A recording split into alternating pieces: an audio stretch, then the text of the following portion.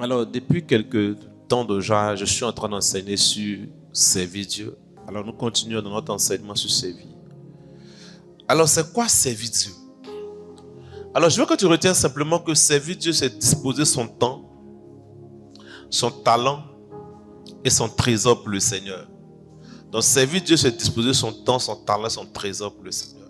Donc, mettre son temps, son talent, son trésor à la disposition du Seigneur, c'est simplement ça, servir Dieu. Amen. Alors, dimanche dernier, j'ai touché le premier aspect qui est servir Dieu avec son temps. Le temps, c'est le bien le plus précieux qu'une personne puisse avoir. Le temps, c'est le bien le plus précieux qu'une personne a. Et quand on parle de la valeur du temps réside dans le fait que un temps que vous avez perdu, vous ne le rattrapez pas. Hier ne revient plus. La valeur du temps réside aussi dans le fait que vous ne maîtrisez pas demain. La seule chose que vous maîtrisez, c'est aujourd'hui. Hier, c'est passé. Demain ne vous appartient pas. La seule chose qui vous appartient, c'est aujourd'hui. C'est pourquoi si vous ne faites pas maintenant ce que vous êtes censé faire, il vous sera difficile demain de pouvoir le faire. Lorsqu'on parle de racheter le temps, l'une des sagesses pour racheter le temps, c'est de pouvoir faire aujourd'hui ce qu'on est censé faire et non attendre demain. Et parlant du service de Dieu, vous devez comprendre que c'est maintenant que vous devez servir Dieu et non demain. Il y a des personnes qui leur demandaient aujourd'hui leur plus grand regret. Ils diraient que leur plus grand regret est le fait qu'ils n'ont pas pu servir Dieu dans leur jeunesse. Je connais beaucoup de personnes qui regrettent n'avoir pas pu servir Dieu dans leur jeunesse. Pendant qu'ils avaient encore la force, pendant qu'ils avaient la vigueur. Ne pensez pas que vous avez tout le temps. C'est maintenant que vous devez profiter pour servir le Seigneur. Demain pourrait être trop tard. Demain pourrait être trop tard pour vous. Pendant que vous avez l'opportunité, saisissez-la et servez le Seigneur. Amen. Alors aujourd'hui, je voudrais toucher le deuxième aspect de notre enseignement sur la consécration par le service. Et le sous-thème dont je parle aujourd'hui, c'est servir Dieu avec son talent. Servir Dieu avec son talent. Alors si je parle de servir Dieu avec son talent, nous avons déjà dit ce que c'est que servir Dieu. Nous avons déjà défini ce que c'est que servir. Alors aujourd'hui, je voudrais juste prendre le temps de présenter ce que c'est que le talent. Alors le talent, c'est quoi? Le talent, c'est une aptitude naturelle que nous avons. C'est une capacité naturelle qu'une personne a de pouvoir faire certaines choses. Le talent, c'est une capacité qui est innée en vous. Vous êtes né avec.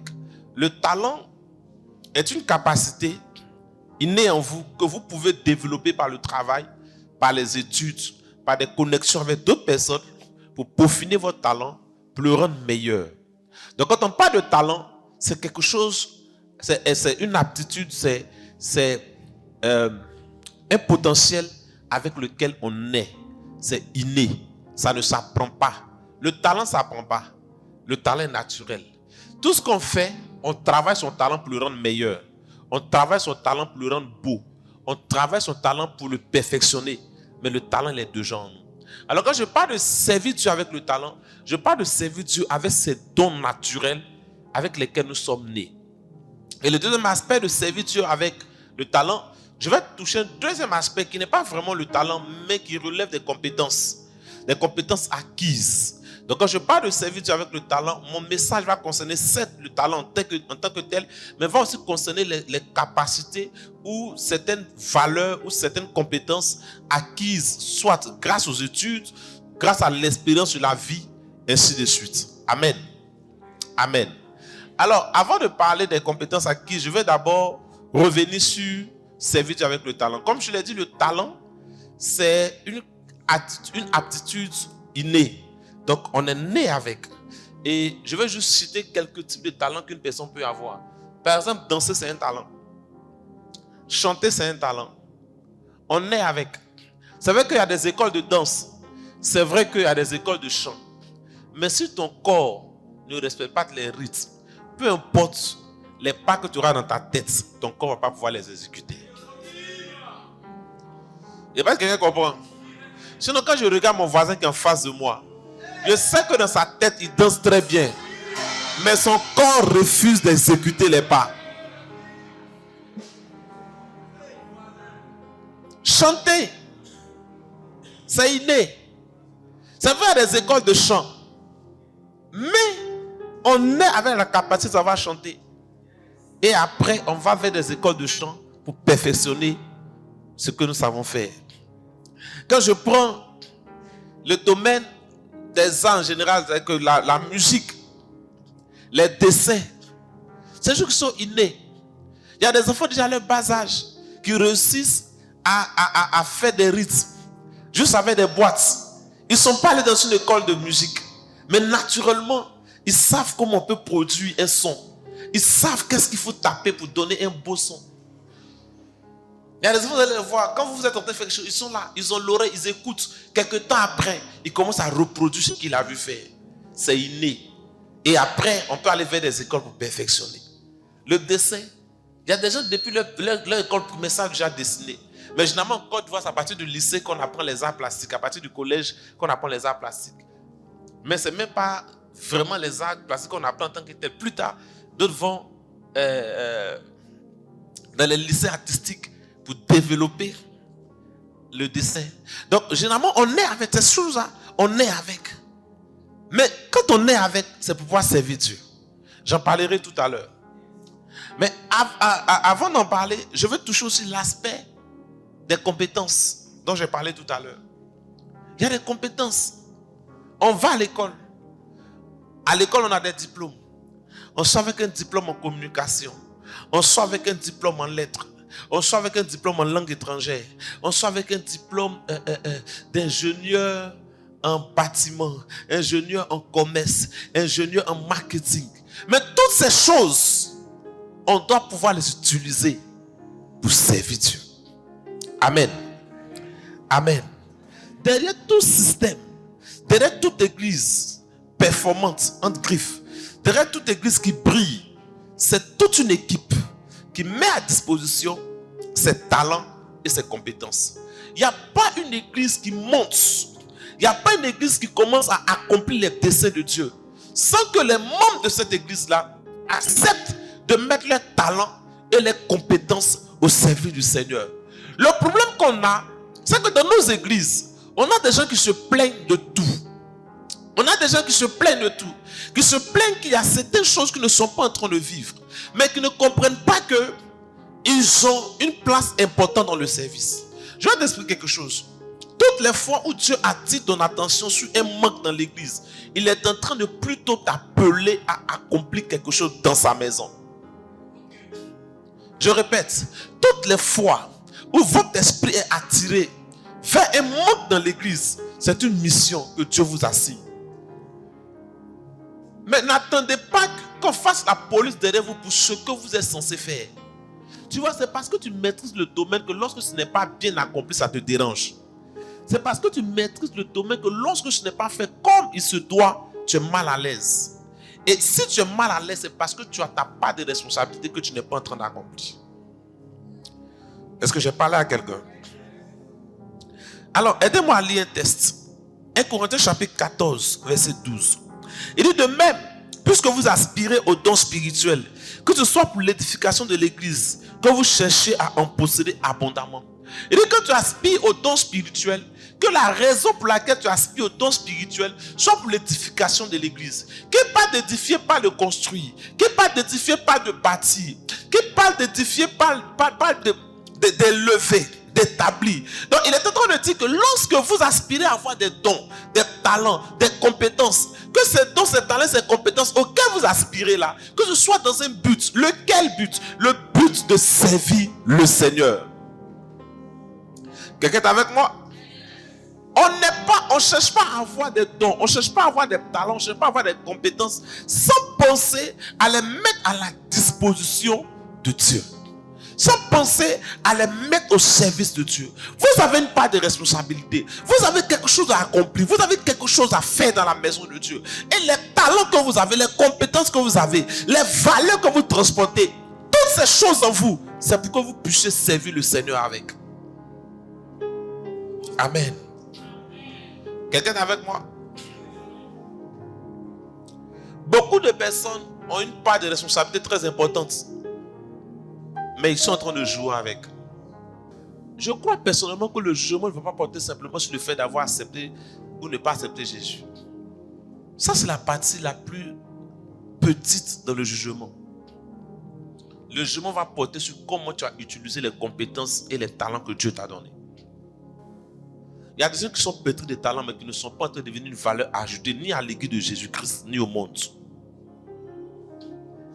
Regardez, quand Jésus parle des scandales, il dit ne soyez un scandale ni à l'église de Jésus-Christ, ni aux païens.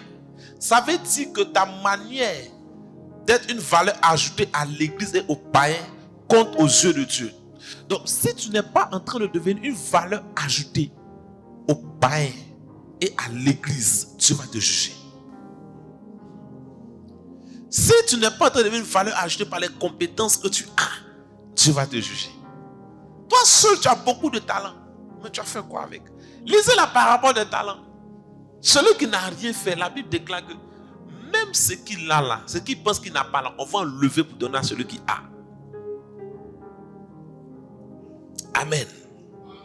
La question qu'on se pose, c'est lorsqu'on parle de servir Dieu avec le talent, est-ce qu'il y a des gens dans la Bible, de façon biblique, est-ce qu'il y a des gens qui ont servi Dieu avec le talent? Il y en a plusieurs. J'en citerai 3. Le premier qui m'intéresse s'appelle Bezalel. Exode chapitre 31, versets 1 à 5. L'Éternel parla à Moïse et dit: sache que j'ai choisi Bezalel, fils d'Uri, fils de Our, de la tribu de Juda.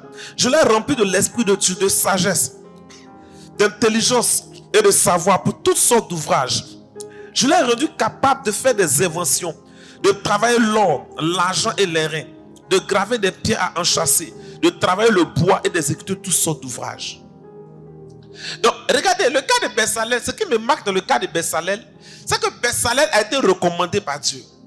C'est Dieu qui a recommandé Bezalel. Dieu avait donné un projet à Moïse. Et le projet que Dieu avait donné à Moïse était quoi? C'était de bâtir le tabernacle.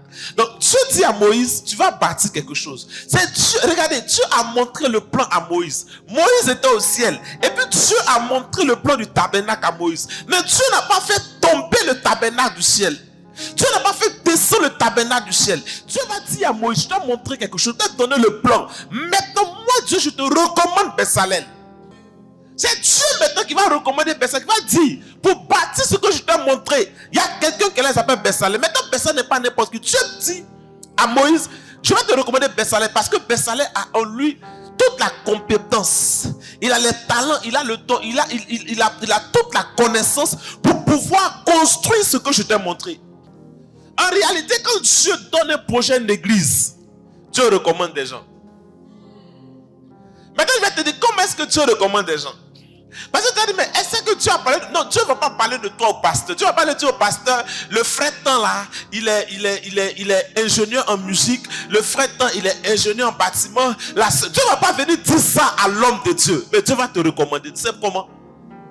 Quand tu rentres dans une église et que tu te rends compte que ton domaine d'action, ton domaine de compétence dans l'église n'est pas mis en vigueur, n'est pas mis en avant, et qu'il y a des lacunes parce que ta compétence manque, c'est que Dieu t'a recommandé. Est-ce que ça t'explique quelque chose? Tu vois, Dieu utilise ta situation comme un prétexte pour te faire entrer dans l'église où il veut que tu fasses quelque chose. Tu rentres dans l'église, tu es un bon musicien, tu arrives dans l'église, la musique est bizarre, tu ne comprends pas. Dieu t'a recommandé à l'église. Spirituellement, il t'a recommandé. Spirituellement, il a déjà dit, voici la personne que je vais envoyer dans tel lieu. Et il t'a recommandé. Mais toi, quand tu es venu, tu t'es plaint de la musique, tu n'as rien apporté de plus. Quand toi tu es bon en décoration, Dieu te recommande à l'église. Quand tu rentres dans l'église, tu vois que la décoration c'est bizarre, pas de décoration. Rien n'est fait, tu te plains, tu te plains, tu te plains. Pourtant Dieu t'a recommandé. Nous on ne connaît pas, nous ça ne nous dérange pas. Toi ça te dérange parce que tu connais. Le point des chrétiens c'est que Dieu les recommande comme l'a recommandé Bezalel. Mais ils veulent qu'on les supplie pour faire des choses dont ils ont les compétences et les talents. Le fait que tu ne sois pas à l'aise avec quelque chose qui correspond à ton talent, c'est un jugement divin. C'est vraiment un appel, tout simplement, c'est un jugement. Ça veut dire que si tu n'es pas en train de faire ce dont tu as les compétences, Dieu va te demander des comptes. Parce que si tu ne l'as pas fait, toi qui as les compétences, qui va venir le faire? Est-ce une personne qui n'a pas les compétences?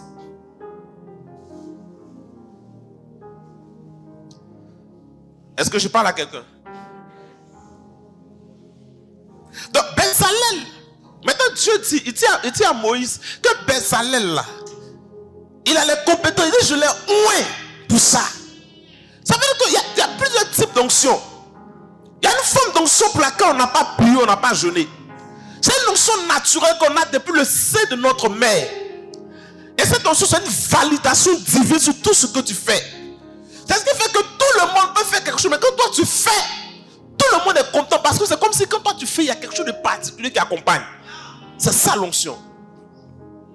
Donc il est Bezalel là, il est oué pour tailler des pierres. Il est oué. C'est un architecte d'intérieur très oué pour ces choses-là. C'est pas n'importe qui. Je l'ai choisi pour ça. Et il dit à Moïse, pour réussir le travail, celui qu'il te faut, c'est Bezalel. Et puis il dit, Bezalel là, il a un autre de ses assistants qu'on appelle Oliab.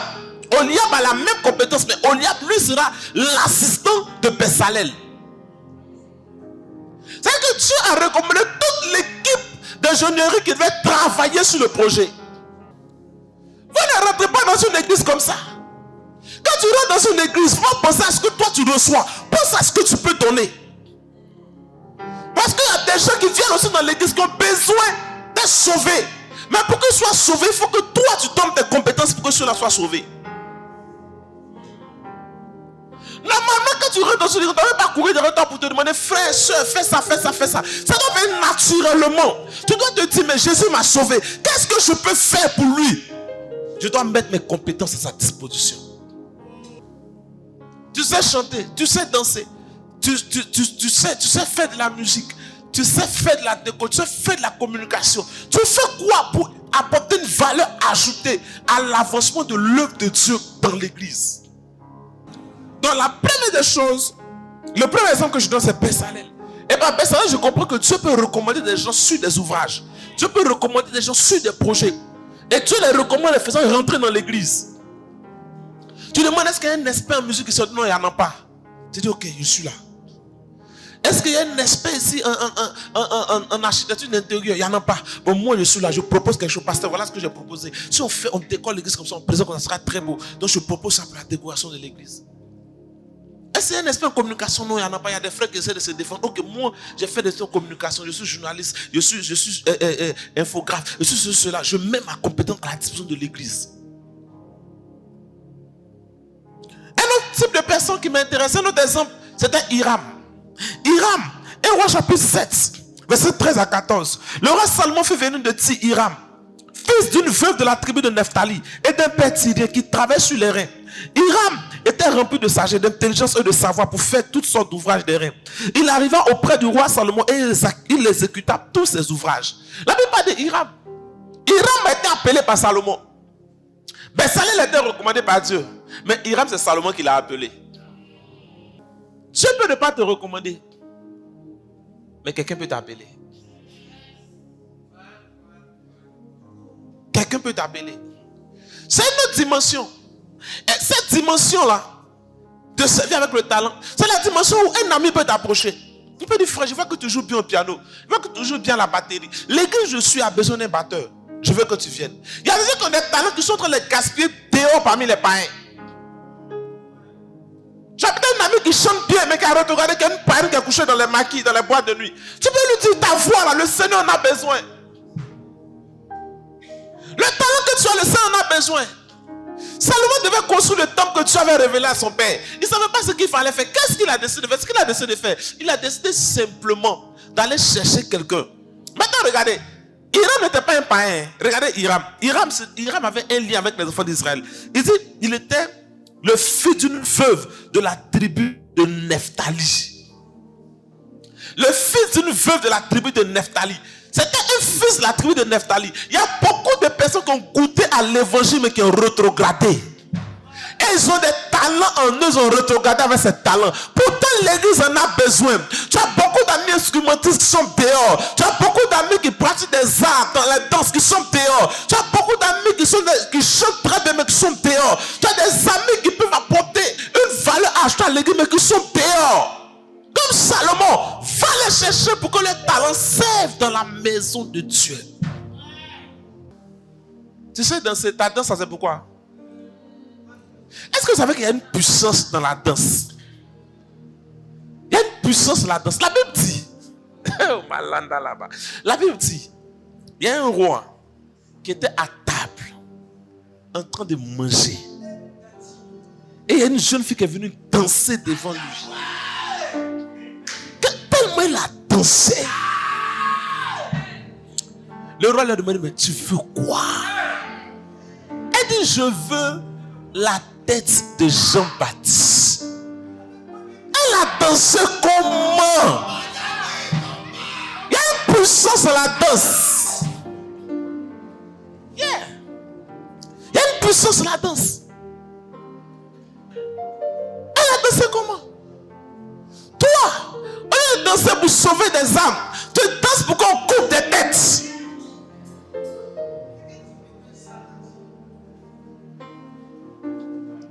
Quelle danse! Il y a des gens qui les écoutent chanter, tu as l'impression que la chair de poule se produit. Peut-être qu'ils ne connaissent pas Jésus. Dieu a besoin. Il dit, Jésus dit, le Seigneur en a besoin. Tu as un talent naturel de cuisine. Mais le Seigneur en a besoin. Oui. Parce qu'il y a des gens qui préparent ça dans le diarrhée. Vous avez des compétences. Vous savez faire certaines choses. Mais quand vous rentrez dans l'église, vous ne voyez que les imperfections. Mais tu apportes quoi pour que l'imperfection disparaisse? Oh, mais les messages de l'église ne sont pas sur YouTube. Bon, toi, tu as fait communication, tu es venu, tu fais quoi pour qu'on mette ça sur YouTube?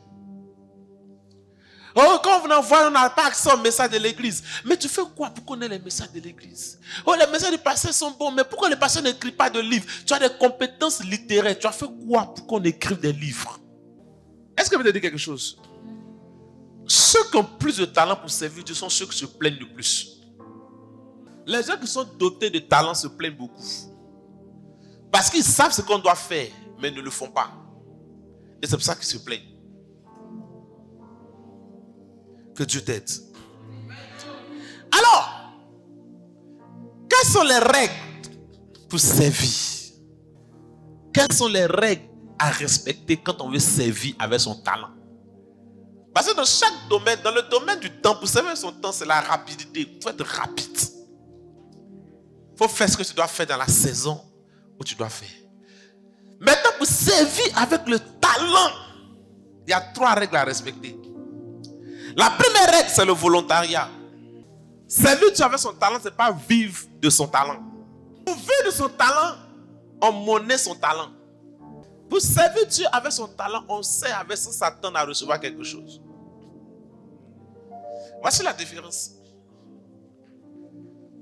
Dans tous les domaines, on a besoin des experts. Mais dans le domaine financier, on a besoin des experts. Récemment, je t'ai assis, puis Leslie m'a dit quelque chose. Leslie m'a dit que tu penses à planifier la croissance de ton église, mais tu ne penses pas à planifier les finances de ton église qui vont supporter la croissance.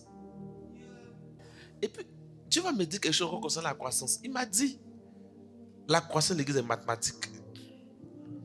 Et il faut faire des études de statistiques pour savoir combien de personnes pouvaient être dans tel nombre de temps avant de t'attendre au miracle de croissance. Puis, ceux qui ont fait un peu de mathématiques, un peu de statistiques là, vous savez qu'on peut calculer par exemple la démographie d'un pays, non? On peut savoir dans 10 ans combien de personnes on sera, non? Est-ce que vous savez ça? Mais qu'on a beaucoup de célibataires aujourd'hui, on peut faire des calculs pour dire, bon, dans 10 ans, en Côte d'Ivoire, on sera 40 millions, on sera 50 millions.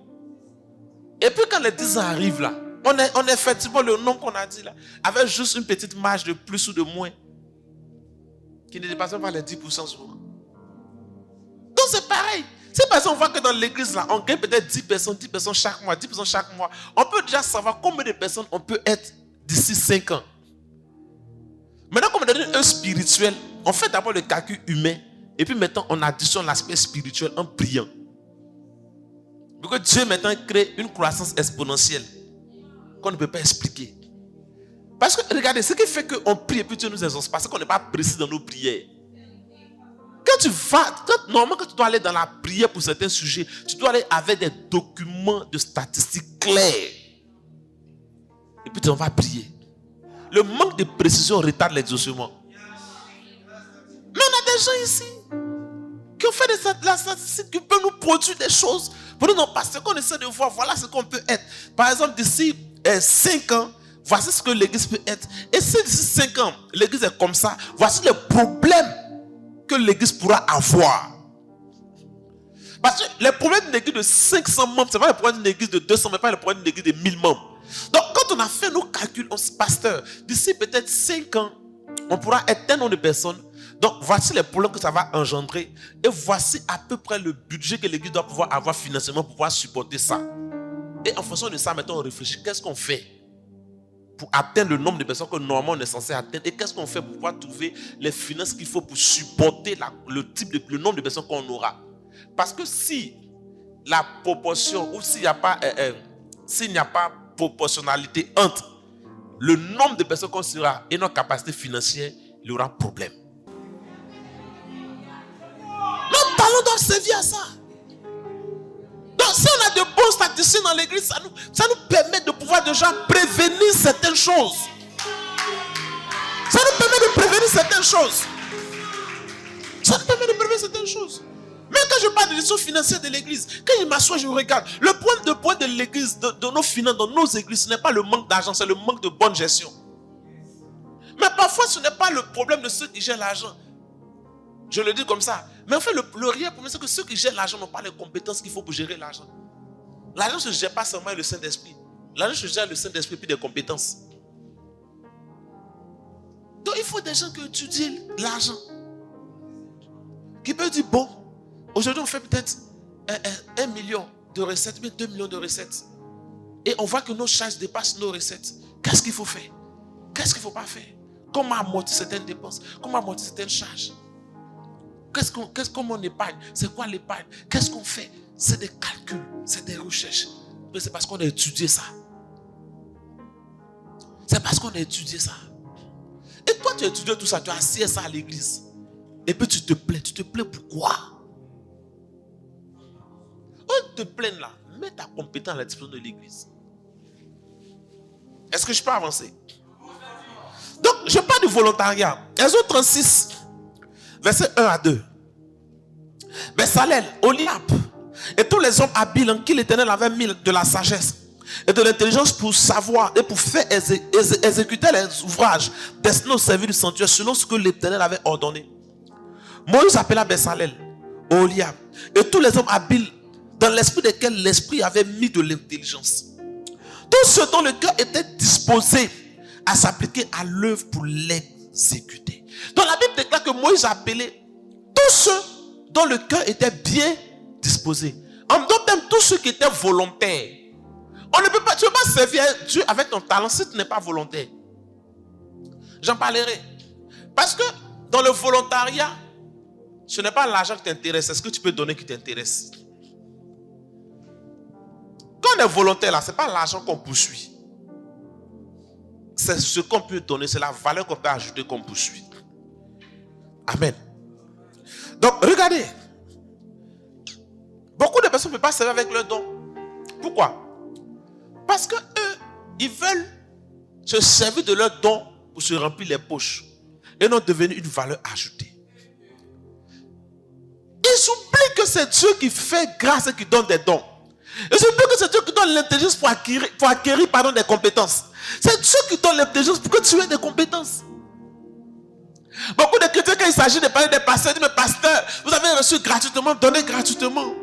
Priez pour nous gratuitement. Mais vous avez oublié que vous avez reçu l'intelligence gratuitement. Tu as reçu la grâce de chanter gratuitement. Tu as reçu la grâce de jouer aux instruments gratuitement. Alors il faut donner gratuitement. Tu veux que le pasteur prie pour toi gratuitement, mais tu refuses de jouer au piano gratuitement. Pourtant, le premier piano de ta vie, c'est à l'église, tu l'as eu. La première batterie de ta vie, c'est à l'église, tu l'as eu. Le premier micro pour chanter dans ta vie, c'est à l'église, on t'a donné ça. Si le pasteur peut donner gratuitement, toi aussi, donne gratuitement. C'est l'église qui t'a donné la première opportunité. Mais quand l'église t'a donné cette première opportunité de perfectionner ton don, que ton don est devenu parfait, pourquoi veux-tu le monnaie dans l'église? La diversité fait partie de la beauté du monde. Donc je ne suis pas pour le fait que nous tous on ait le même courant de pensée, la même manière de penser. Mais je ne suis pas d'accord et je trouve que c'est méchant pour des chrétiens de vouloir monnayer leur talent dans l'église. Je suis contre cet aspect. Tu as des dons, c'est pour servir le Seigneur. Tu veux chercher ton argent, va chercher l'argent dehors avec ton don. Maintenant, l'église achète gratuitement. C'est ça, être volontaire pour servir dans la maison de Dieu. Je parlerai dans la suite. Je vais essayer de toucher le point sur servir et puis l'argent dans l'église. Je vais toucher un peu. Mais regardez, 1 chapitre 4, verset 10. Il dit, comme de bons dispensateurs des diverses grâces de Dieu, que chacun de vous mette au service des autres le don qu'il a reçu. Il dit que chacun mette au service des autres le don qu'il a reçu. J'ai reçu le don de prêcher, je mets au service des autres. J'ai reçu le don de chanter, je mets au service des autres. J'ai reçu le don de la communication, j'ai des compétences en communication, je mets au service des autres. Ce que tu sais faire, tu dois pouvoir le mettre au service des autres. Ce que tu as reçu comme don de la part de Dieu, mets-le au service des autres. Tu es maçon, tu sais construire, mets ça au service des autres. Lisons encore nos textes. 1 Corinthiens chapitre 4, verset 7. Il dit, car qu'est-ce qui te distingue? Qu'est-ce que tu as que tu n'as reçu? Et si tu l'as reçu, pourquoi te glorifies-tu comme si tu ne l'avais pas reçu? Et ce que tu distingues, ce que te distingue des autres, c'est ce que tu as reçu. Maintenant, pourquoi tu te glorifies de ce que tu as reçu? Et pourquoi tu te comportes comme si tu n'avais rien reçu? Je t'explique. Tu viens avec tu as des compétences. Mais quand il s'agit de parler de ces compétences, tu fais comme si tu ne maîtrises pas. On dit, bon, on a besoin de quelqu'un pour la communication, pour nous aider, pour faire des interviews après le culte. Moi, je ne connais pas. Mais quand on va sur Internet, on se rend compte que tu es sur des pages là-bas en train de faire la promotion de certaines choses parce que là-bas, on te paye. L'apôtre dit, pourquoi tu fais ça? Pourquoi tu fais ça?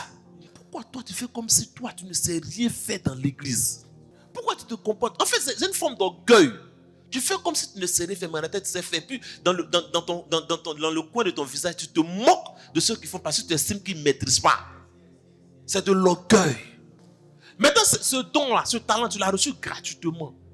Maintenant, pourquoi tu te comportes comme si Dieu ne t'a pas doté de talent? Tu es intelligent, Dieu t'a donné de l'intelligence. Quand tu rédiges, c'est intéressant à lire. Quand tu écris, c'est intéressant à lire. Quand tu montes des vidéos, c'est intéressant à regarder. Mais pourquoi ton intelligence, tu refuses de mettre ça au service du Seigneur? Ce que tu as là, mets le service du Seigneur. On ne doit pas te poursuivre. Tes compétences, mets-les au service du Seigneur. Pourquoi on doit te demander pardon? Avançons. Le talent, on le met volontairement au service du Seigneur. Soyez volontaire dans votre service. N'attendez pas qu'on court derrière vous, qu'on vous supplie pour des choses que vous savez faire. N'attendez pas qu'on vous supplie. Même si c'est un domaine de compétence que tu penses que c'est trop sensible, que peut-être le pasteur ne va pas accepter. Viens quand même, voici ma compétence. Voici ma compétence. Il y a des domaines qui sont sensibles comme les finances et autres. Mais viens proposer tes services. On ne va pas te jeter. Parce que l'église en a besoin. Regardez. Notez 1 roi 5, verset 13 à 16. Et puis 2 Chroniques 2, verset 17 à 18. Quand vous lisez ces deux textes, vous allez voir que Salomon a recruté plus de 180 000 volontaires. 180 000 volontaires, 30 000 pour le service du bois, 70 000 porteurs de charges, 80 000 tailleurs de pierre dans les montagnes, 3 300 à 3 600 surveillants et chefs de chantier pour construire le temple. Maintenant, la question que beaucoup de gens me posent pour dire, mais pasteur, c'est tous ceux qui aiment servir, tous ceux qui aiment profiter de l'église pour que l'église paye un salaire pour leur don. La question que tous vont me poser pour dire, pasteur, c'est vrai, c'est mon don, mais je vis comment? Être volontaire ne veut pas dire qu'on ne doit pas recevoir d'assistance financière. Mais l'assistance financière n'est pas la condition pour servir dans l'église. C'est pourquoi si on veut servir Dieu, il ne faut pas penser à l'argent. Mais si on veut penser à l'argent, on ne va pas servir Dieu. Maintenant, le truc, c'est que jamais dans les autres domaines, ça passe facilement parce que, mais dans la musique, il y a un petit problème. Donc, je vais aider nos frères musiciens. Mais je dis, mais pasteur, moi, je suis musicien, je vis de la musique. Je ne fais pas autre chose. J'ai fait des études, je suis sorti musicien professionnel. L'église ne peut pas me payer. Je vis comment? Même si l'église veut te payer, ils vont te donner combien? Pendant que toi, tu travailles sur une musique, la nuit, quand tu fais une nuit seulement sur une musique, c'est un million qui tombent dans ta poche. Souvent, quand tu conçois la musique pour des gens, tu es déclaré sur leur album, tout ça. Mais à l'église, on va te donner combien quand tu finis? 10 000, 20 000. Ça veut dire payer maison. Je me dis que les musiciens qui demandent l'argent à l'église, je me dis n'ont pas de vision. Parce qu'à combien d'églises peuvent vous payer selon votre capacité réelle? Combien? la différence entre monnayer ton talent et puis servir Dieu avec ton talent. Je suis musicien chrétien. Dimanche, je viens à l'église, je fais mon culte. Je finis mon culte. Dimanche soir, je dois aller jouer à Pullman. Je m'en vais jouer à Pullman. Là-bas, là, c'est mon travail. Ici, là, c'est mon service à l'église. C'est pas la même chose. Je chante à l'église, mais je suis choriste quelque part là-bas. Mais où je sais que je suis choriste, c'est que là-bas, là, ça tue pas ma foi chrétienne. Je m'en vais faire ma chose. C'est mon travail, c'est de ça que je vis. Il faut faire la différence. Il ne faut pas être des religieux qui ne comprennent rien. Maintenant, ce que je vais t'expliquer. Normalement, ceux qu'on doit rémunérer dans l'église, un, ils sont volontaires. Et deux, ils sont en plein temps. Ça, ils ne font plus rien d'autre que ça. Donc, si par exemple, le frère Désiré dit, à partir d'aujourd'hui, je suis un pianiste en plein temps. Je ne travaille plus. Mon travail, c'est piano. Je me réveille matin, piano pour l'église. Je dors, piano pour l'église. Je voyage, piano pour l'église. Lui, là, c'est là la Bible déclare que d'apporter les dîmes pour qu'il y ait à manger dans la maison. Parce qu'eux, ils ne font rien d'autre que ça. On doit les payer pour ça. Mais à partir du moment où il vient jouer, il répète 2 heures, il joue dimanche, et puis en semaine, ça va faire gombo là. Ça là, on n'est même pas obligé de lui donner quelque chose. Il sert pour sa reconnaissance à Dieu. Ça s'arrête là. Maintenant, lui qui sert en plein temps là, ce qu'on lui donne, c'est une assistance. Maintenant, il vit par sa foi. Tous ceux qui servent Dieu en plein temps savent que ce n'est pas ce que l'église leur donne qui leur permet de vivre. C'est leur foi qui leur permet de vivre. Je suis pasteur, je suis bien placé pour te dire ça. Donc, si tu veux vivre de l'argent du ministère, tu viens en plein temps. Là, tu n'as plus rien à faire. Tu es là. Je peux t'appeler à 1h du matin pour dire, bon, allons, on va aller faire un programme, tu vas chanter derrière moi. C'est ça, c'est de ça, c'est ton travail, c'est de ça que tu vis. Donc, on sert Dieu en plein temps avec. À un niveau de l'église est obligé d'avoir un griffe des employés en plein temps. À un niveau de l'église, on va arriver à un niveau où on sera obligé d'avoir un responsable de com qui n'a pas au travail que d'être responsable de com et qui travaille à la communication à l'église. L'église doit être censée le payer normalement. Et eux là, ils sont H24 au service de l'église. Et l'église les paye pour ça. Donc à un niveau de l'église, tu es obligé. Parce qu'on va arriver à un niveau où, par exemple, la production audiovisuelle doit pouvoir produire des choses. Donc on sera obligé d'avoir des gens qui n'ont pas au travail à faire en dehors que d'être là. Ils vont avoir le bureau, ils vont avoir tout. Et puis ils sont assis là. À la fin du mois, on les paye. Mais tu vois, quand pour arriver à là, on a besoin de quelqu'un qui va nous donner ses compétences en finance pour nous dire comment on doit pouvoir organiser pour que peut-être d'ici 2 ans, 3 ans, on soit en mesure de pouvoir embaucher des gens puis les payer. On doit pouvoir avoir un juriste qui va nous dire, voici les gens qui doivent travailler avec nous, voici, comment on appelle ça, voici le régime sur lequel on doit les prendre pour pouvoir faire leur contrat de travail pour qu'ils puissent être payés. Parce que si tu les prends, il faut les déclarer, il faut les payer. Vous avez fait toutes ces écoles d'assis, mais regardez, les gars prophétisaient sur moi. Reçois. Vous ne recevez plus. Servez maintenant. C'est quoi? Maintenant, là, donnez, arrêtez de recevoir, donnez à l'église maintenant. Donnez vos compétences. Regardez, je vous fais une parenthèse, puis je donne les 2 derniers points, puis on va terminer. Regardez, j'ai compris une chose avec le temps. Si chacun fait ce qu'il est censé faire dans l'église, surtout concernant l'argent, si chacun joue son rôle, on donne nos offrandes, on fait nos dîmes. Et puis ceux qui ont des compétences en gestion financière, mettre leurs compétences à disposition de l'église. On ne peut pas manquer d'argent dans l'église. Bon, je vous donne la 2e loi et la 3e loi, et puis on termine. Ça, c'est rapide. La 2e loi, c'est la crainte de Dieu. On sait Dieu avec nos talents, mais il faut craindre Dieu. Tu sais, quand tu veux monnayer ton talent, ce qui t'intéresse, c'est le résultat. Mais quand tu veux servir Dieu, c'est le protocole d'accès au résultat qui est important. Est-ce que la monnaie, tu sais, Dieu, c'est comme ça, tu dois le faire. Si c'est comme ça, gloire à Dieu. Si c'est pas comme ça, c'est pas bon. Est-ce que je fais comprendre? Par exemple, souvent en entreprise, pour atteindre des résultats, tu montes sur tes chiffres. C'est pas vrai, mais tu dis que c'est ça. Et puis, pour qu'on puisse te payer ta commission. Vrai ou faux? Vrai ou faux? Voilà. Mais ici, tu ne dois pas mentir. C'est blanc, c'est blanc. C'est noir, c'est noir. Ça, c'est la crainte de Dieu. Somme 2, verset 1, on dit servez l'Éternel avec crainte et recevez avec tremblement.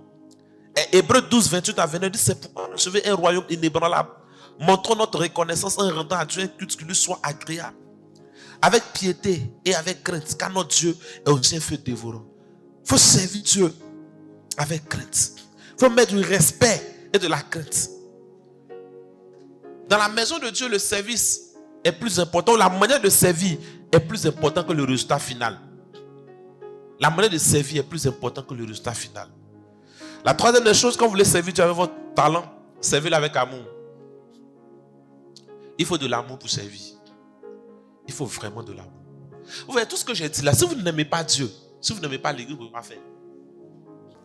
Je vais vous encourager, chers frères et sœurs, à servir Dieu avec vos talents. Qu'est-ce que vous savez faire? Il y a forcément sa place dans l'église. Oui. Regarde, même marcher sur talon, ça s'apprend. Oui. Donc ça veut dire que peut-être que toi, tu as fait étude de ça, tu sais comment marcher sur talon. Tu vas approcher la restaurant du groupe musical qui gère les tenues au tableau et dire, ah, quand vous marchez sur talon, voici comment on doit faire, voici comment on doit faire, voici comment on doit faire. Qu'est-ce que tu sais faire? Il y a tout. Je suis allé dans l'église de Pasteur Marcelo. Il y a dit que dans l'église de Pasteur Marcelo, il y a des volontaires devant la porte qui scient les chaussures des gens. Non, scier les chaussures, mais c'est important. Parce que tout le monde n'a pas la grâce d'avoir une voiture ou bien de pouvoir prendre un yango pour venir. Non, les gens qui viennent, leurs chaussures sont remplies de poussière. Il y a d'autres qui viennent, elles sont remplies de sueur. Toi, tu sais faire, tu sais maquiller. Tu sais prendre soin des visages des gens. Pourquoi ne pas être à la porte là pour aider les gens à nettoyer rapidement le visage en 30 secondes pour leur permettre de rentrer? Cette compétence-là, ça a sa place dans l'église. Il y a tout ça là, on peut faire dans l'église. Mais toi, tu veux que pour cirer nos chaussures, on te paye. Pour prendre petit leur chiffon là pour nettoyer nos visages, tu veux qu'on te paye. Et puis tu es là, tu te moques de nous qu'il y a graisse sur nos visages. Élève la voix, dis merci au Seigneur. Rendons grâce. Les brados kapalia kapalos sebahanda. Ishados keberekons mahinde leba. Orebo si brados. Les